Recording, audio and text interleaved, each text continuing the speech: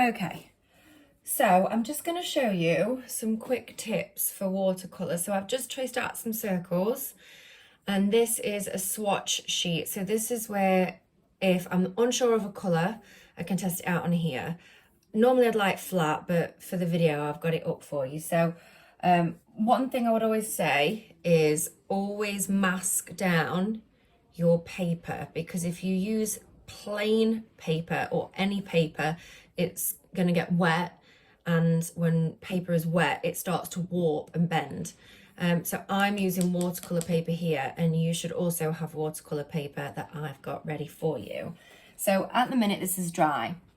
So the first method I'm going to teach you is called wet on dry.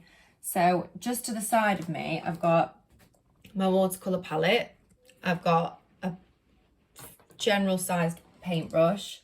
I've got a cup of water, and I have got, you will need some tissue or some napkins. I've just got an old painting rag that I use. So I'm gonna keep that here so you can see what I'm doing. So I'm gonna wet my brush first. Oh, this is not very good. I'm gonna wet the brush, and I'm gonna get plenty of water on it. I'll move that across actually so you can see what I'm doing. Okay, I'm gonna wet the brush. And first, let's just go with any colour. Let's go with a blue. So I'm going in with a blue. And then I'm just gonna go straight onto the dry paper. So this is the wet on dry method that I'm going to do first. Then, as you can see, there's quite a bit of paint on there, and I want to give it a gradient. So I'm going to, again, wet the brush, and this is, instead of applying white to it, this is then going to lighten the paint, and it's going to lighten the colour, and it's going to appear gradient. Now, what I'm going to show you is a quick tip. So just here, I've got too much paint. So don't think, oh no, panic. You're going to dry off your brush, and then if you watch what happens, the brush will soak up that excess paint. Dry off the brush, soak it up again. Okay, and then I'm just going to wet the brush one more time, and I'm going to move this colour further down. So that is the wet on dry method. Again, I've got too much water there. I'm going to go in, I'm going to pull that up. Okay, now you'll notice as the video goes on that whatever you paint, it's going to dry a lot lighter. So this one, I'm going to show you wet on wet. So what I'm going to do, always clean the brush with water and wiping it off on the towel. So I'm going to get a wet brush, no paint, and I'm going to wet the area that I want the paint to go onto.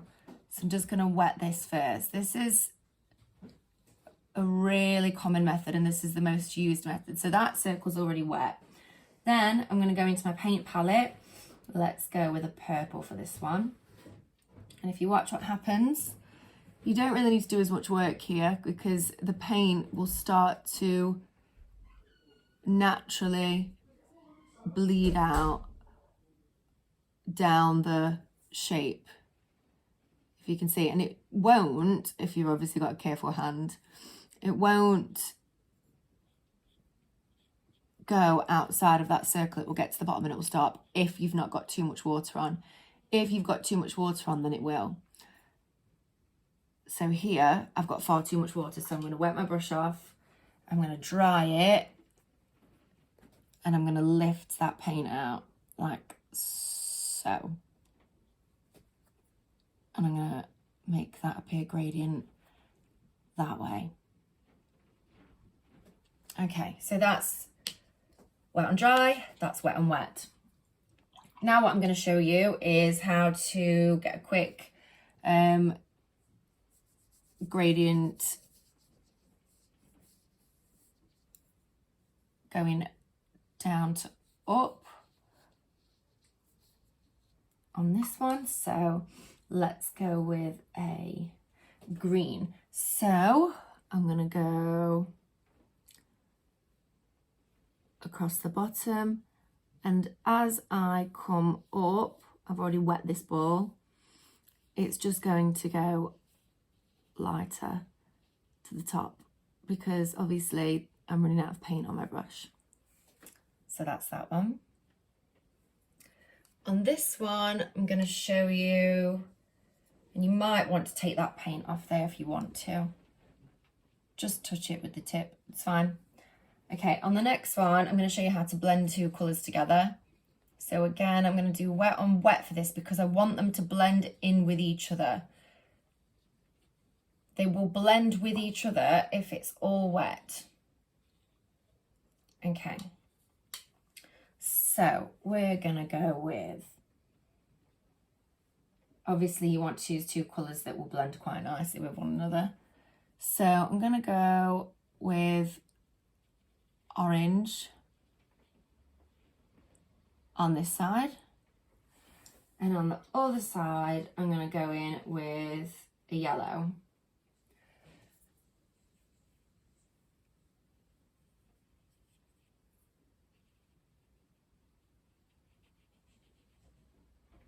Now I've got far too much water at the bottom of that ball, so again just dry my brush off, and then here we go, here's an error.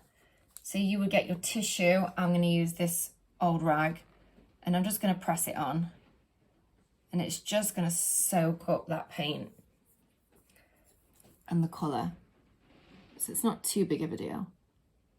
So that is possible with the wet on wet method to blend your colours nicely.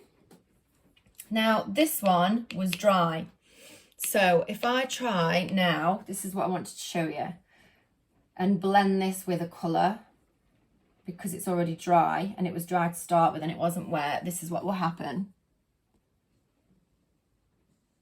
You will find the colours won't blend because I didn't wet that first.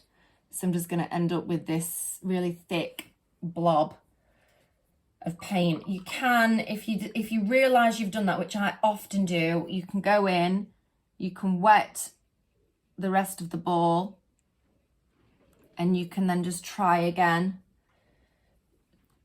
If you wet it and then pull your colour up and into the rest of the shape. But it's not easy to do once you've done that, and then you end up with this line, with quite a harsh line. So wet on wet is always easier for blending. If you're trying to do wet on dry to blend, it's a lot trickier. But with portraits, you don't want all of the eyes running into one another. You want to be really careful with that. So that's where wet on dry works a bit better. Some don'ts. So don't put loads of water on the page, even if it's flat, and don't have too much water on your brush. And then go in to your colour. Let's go in with the red. And you've got loads of colour, loads of water, and then it's going to start to, obviously it looks quite cool, but it's going to bleed down, and then you're going to have a bit of a mess. Okay, so you don't want it to be too wet. And then another don't that I would say is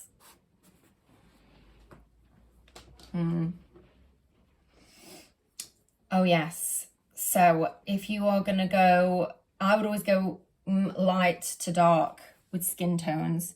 So let's just mix up a bit of a skin tone colour here.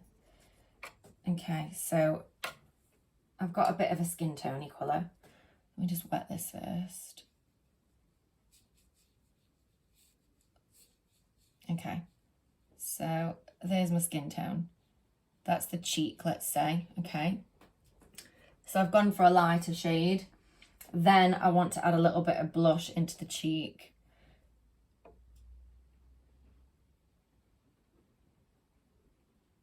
Now, had I have gone dark to light, that would be a problem. I can show you properly, obviously, once I do my actual portrait of myself. But you can really experiment with colour, with watercolours. So there you go. Some fun tips from me.